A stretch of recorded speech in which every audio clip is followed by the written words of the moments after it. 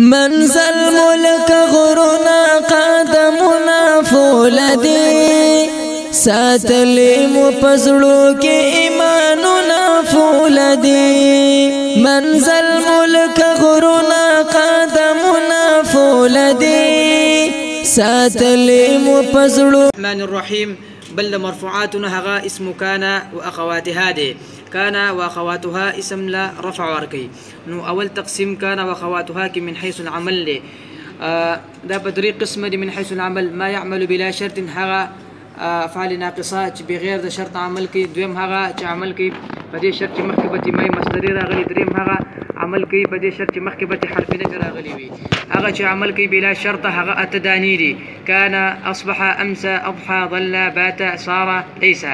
يوم مثال بقول لك الله فرمي وكان الله واسعا نقول اسم لي رفع ورك لكنا غفورا لن بغير ذا شرط مرتنا لك الله فرمي إن أصبح ماؤكم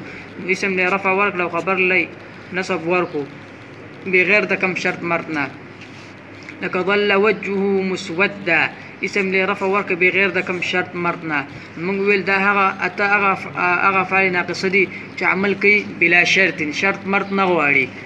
بل ذكر الله فرمي أليس الله بكاف عبدا نقر اسم لفظ الجلالة رفع ورك بغير ذا كم شرط مرتنا دویم هغه نوع ده چې عمل کوي په دې شرط چې مخکې مای مصدري راغلي بیا ورسته د مخکې د ورسته دا چې کوم درسونه موږ ریکارډ کوو دا تطبیقات النحویه دي تطبیقات النحویه دا اول مستوى ده او ان شاء الله راتلونکي وخت کې کوم الله توفیق راکو الله دې راکو امید له بیا مهارات النحویه کې به دا خبره موږ واضح کو دا دویم دویم مستوى ده ان شاء الله چې ما اقسام شو دا نور توضیحات ارسل کمار دولس اقسام دي د من دول واته اقسام دي ډیر زیاته دا غرنګ د نور نکمري موصولي مني صفتي مني موصوفه وغيره ډیر زیات دي ان شاء الله ماي مشرطيه ماي فلانيه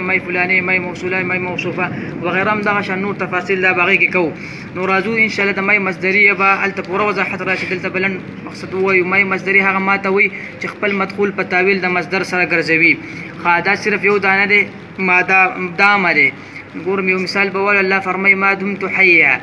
دمت تو اسم دي حیا نه خبر ده نسب ور کړي نو عمل کړي په دې شرط مخکې ته نصر غلي ده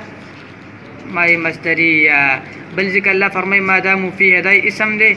او فيه خبر دي دي خپل عمل کړي سم دي رفع ور کړي دا خبر ته نسب ور کړي دي ولی مخکې ته نصر غلي دي ماي مصدريه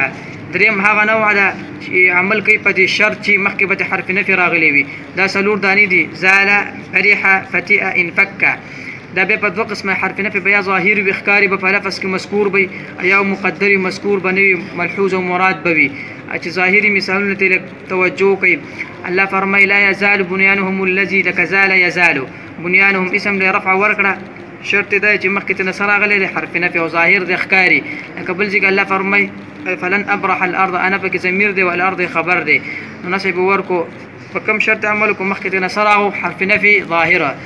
بل مثال الله فرمي ولا يزالون مختلفين يزالون داي اسم دي ورستي خبر دي مختلفين عملوكم بدي شرط مخكت نصره غلي دي حرف نفي ظاهره